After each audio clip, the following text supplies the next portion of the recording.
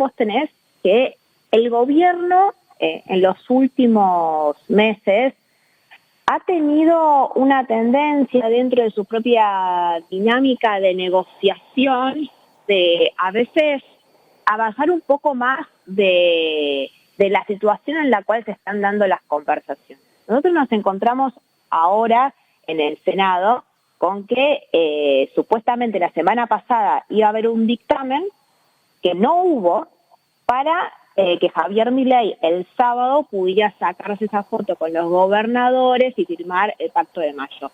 Que fue un corsé temporal que se autoimpuso el propio gobierno nacional, porque cualquier senador que observaba cómo se estaban dando las negociaciones, se podía decir que para el sábado probablemente ni siquiera hubiera un dictamen acordado respecto a cuál iba a ser la ley que se iba a tratar en el Senado.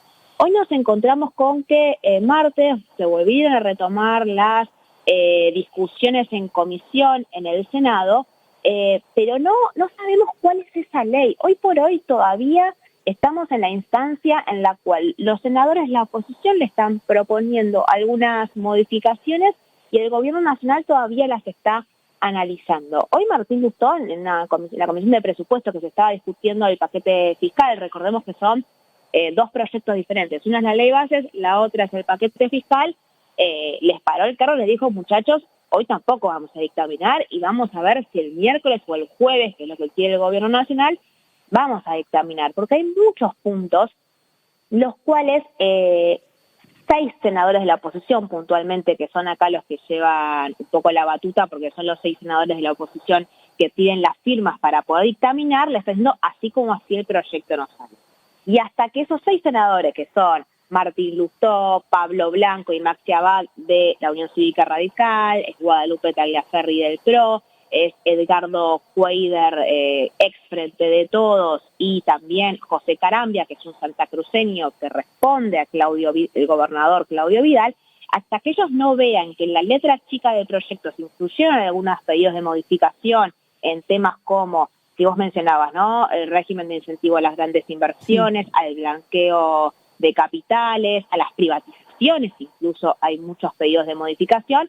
Bueno, esa situación no se va a saldar y a medida que el gobierno nacional siga teniendo algunas apariciones como la que fue las declaraciones que hizo respecto del presidente español, a medida que se rehúse a empezar a aceptar algunos fondos para las provincias, porque hay una negativa sistemática de que el déficit no se negocia, hay ahí por falta, hay un problema del gobierno ahí, que hay cosas que no está dispuesta a dar y que de parte de los senadores, a diferencia de lo que había pasado en diputados, saben que ellos tienen la última decisión, entonces van a aprovecharlo hasta el último momento.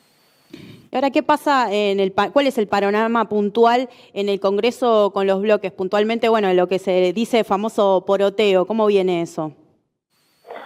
A ver, yo arrancaría por decir que todavía no sabemos, hay que saber primero qué ley se va a debatir en el recinto. Hoy por hoy, lo único que todos están de acuerdo es que lo que se aprobó en la Cámara de Diputados no va a ser lo que se va a sancionar en el Senado, que va a recibir modificaciones y por lo tanto va a tener que volver a girar a la Cámara de Diputados para ver si aceptan o no aceptan esas modificaciones. Partimos de la premisa que se necesitan 39 para el quórum, ¿no? Necesitas la mitad más uno de los senadores para llegar al quórum. Y que Unión por la Patria tiene 33 senadores, ¿ya? Que al menos están de acuerdo en que en la votación en general van a votar en contra. Después de la votación en particular será otro tema, ahí van a haber algunas fugas internas, pero en la votación en particular, en la general, va a ser en contra. Entonces, ahí la Libertad Avanza está muy complicada con el número. Hoy por hoy, el poroteo te da que no tienen el número, nadie tiene el número ni para aprobarla ni para rechazarla. El tema es que la Libertad Avanza, que tiene solamente 7 senadores propios, necesita del PRO, que está casi asegurado, necesita del radicalismo y necesita de las fuerzas provinciales, pero son esos sectores los que le están pidiendo cambios. Ellos necesitan que esos senadores que les piden cambios los acompañen en la votación en general. Entonces, hasta que no se termine de acordar en el dictamen final algunos de los cambios que están pidiendo, que si querés después los le pasamos un poco, el poroteo es imposible, porque vos tenés del otro lado a Unión por la Patria, que te repite cada 2 minutos, estamos a 4 senadores de voltearles la ley, es decir, estamos a 4 senadores ya a los 37 para rechazarles la ley. Y eso es una posibilidad que hoy existe, porque a medida que el gobierno siga dilatando las negociaciones y siga sin encontrar la vuelta, con los 33 senadores que tiene Unión por la Patria, si llega a sumar, por ejemplo, a Edgardo Cuéllar, ex compañero de bancada, a Camagua Espínola Correntino, que el año que viene quiere ser gobernador de Corrientes, y te sumas a algunos de los santacruceños que están planteando muchas objeciones, estás muy cerca de voltear la ley. Entonces, hoy por hoy el poroteo no es muy claro. Falta definir qué es lo que va a terminar haciendo en las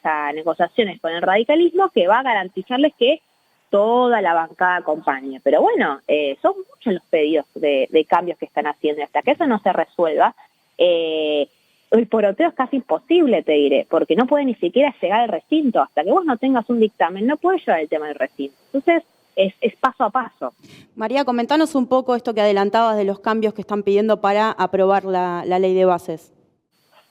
Uno de los principales puntos ahí, la obsesión del Senado hoy por hoy, que pasó como si no existieran diputados, es el tema del régimen de incentivo a las grandes inversiones, ¿no? Este régimen con beneficios exorbitantes, en materia tributaria, fiscal, por 30 años, para todas las empresas extranjeras que inviertan 200 millones de dólares. Es un régimen hecho para las empresas que quieran explotar la actividad minera y petrolera, básicamente. Lo que se está buscando modificar es un artículo que avanza, es el famoso artículo 163, que le impide a las provincias, por ejemplo, avanzar en cualquier tipo de normativa que vaya en contra de lo que sostiene el RIGI, adhieran esas provincias o no al propio régimen. Es decir, vos no estás de acuerdo con el régimen de incentivo a las grandes inversiones, bueno, no importa, no podés sumarle un impuesto provincial a la empresa que vino a invertir, por ejemplo. Eso es, y también tiene muchos vicios de inconstitucionalidad, es uno de los puntos que se modificaría. Hay una discusión también que están buscando de bajar ese monto de 200 millones de dólares para que se puedan ver beneficiadas otro tipo de empresas y empresas más chicas, ¿no? De dar los mismos beneficios a otras empresas que quieran invertir en otras áreas estratégicas, por ejemplo. Y otro de los puntos, y con esto termino del RIGI al menos, se está viendo porque el RIGI habilita la apertura de importaciones para estas empresas, para bienes de capital o para adquisición de insumos, ¿no? Lo que generaría un desastre para la producción local de las regiones en las cuales se está invirtiendo, y se está viendo si se puede incluir algún tipo de formato de compra nacional para que cuando se abran las importaciones no terminen como consecuencia destruyendo toda la industria local. Vos después tenés, en el caso del impuesto a las ganancias, que eso definitivamente, eso sí es algo que ya se acordó con el gobierno nacional, es que va a haber le van a subir el piso de la restitución del impuesto a las ganancias, que el proyecto del gobierno sostiene que va a ser a partir de 1,8 millones de pesos. Bueno, para la zona patagónica, la idea es aumentar por zona de favorable un 22% ese piso, que llegaría más o menos a 2,2 millones, porque acá los senadores son los senadores patagónicos son los que juegan, tienen el número, si logran conseguir otras adhesiones, aparte de Unión por la Patria, de los 2/3. Y si los senadores patagónicos consiguen los 2/3 del Senado para incluir una modificación en un artículo, en este caso en la restitución de ganancias, vos lo que lográs con esto es blindar ese artículo o capítulo, porque después, cuando el proyecto vuelva a la Cámara de Diputados, necesitan los diputados la misma mayoría con la cual se aprobó en el Senado para restablecer la versión original del proyecto. Es decir, si hubo 2/3 en el Senado para modificar el impuesto a las ganancias, los diputados libertarios, si quieren establecer la versión original de cómo iba a ser el impuesto a las ganancias, también están los 2/3. Y eso es un número imposible de conseguir. Y con esta misma dinámica del poder de los patagónicos, hay interés en modificar algunos otros aspectos que son más resistidos por el gobierno nacional, como el caso del capítulo de privatizaciones. En privatizaciones los patagónicos están buscando quitar del listado de empresas públicas para privatizar Aerolíneas Argentinas y Correo Argentino por la importancia que tiene en muchas de las ciudades de la Patagonia. Ahí no hay senador ni diputado, la verdad que de algunas ciudades del sur que saben que si Aerolíneas Argentinas no va a sus ciudades, no va a ir otra aerolínea. Entonces, bueno, hay un reclamo que va más allá de la cuestión partidaria, sino que tiene que ver con una cuestión territorial. María, antes de terminar, te quiero preguntar, bueno, ¿cómo ves y cuál es la estrategia de Unión por la Patria ante este escenario de debate de ley de bases? Y lo que te comentaba, Unión por la Patria un poco juega con la incapacidad del gobierno para llegar a un acuerdo, y como tienen estos 33 senadores, lo que te decía, con 4 senadores más, ellos pueden rechazar. Ellos están conversando con algunos senadores, un poco también uno de los argumentos que les sostiene es: vos podés pedir todos los cambios que vos quieras, pero la Libertad Avanza ya está trabajando para que todos los cambios que vos quieras introducirle te los modifiquen después en diputados, pues lo que tenés que hacer es con nosotros sentarte y rechazar la ley. Ese es el método de seducción que utiliza la Unión por la Patria para ver de rechazarlo. Ahora, no están muy lejos. De vuelta, Edgardo Cuéllar es un senador entrerriano que hasta ahora se ha rehusado a firmar el dictamen y que tiene planteados un montón de pedidos de modificación. Acá hay facultades delegadas, reforma laboral, privatizaciones, y es un montón de cosas. Tiene, la verdad, una mirada muy crítica de la ley. Si suman a Cuéllar, ex compañero de bancada, si lo suman a Cambau Espínola, otro ex compañero de bancada, y si suman a un senador más del bloque de los santacruceños, que son de las voces más críticas durante las últimas semanas del debate en comisión, ya tienen el número para voltear la ley.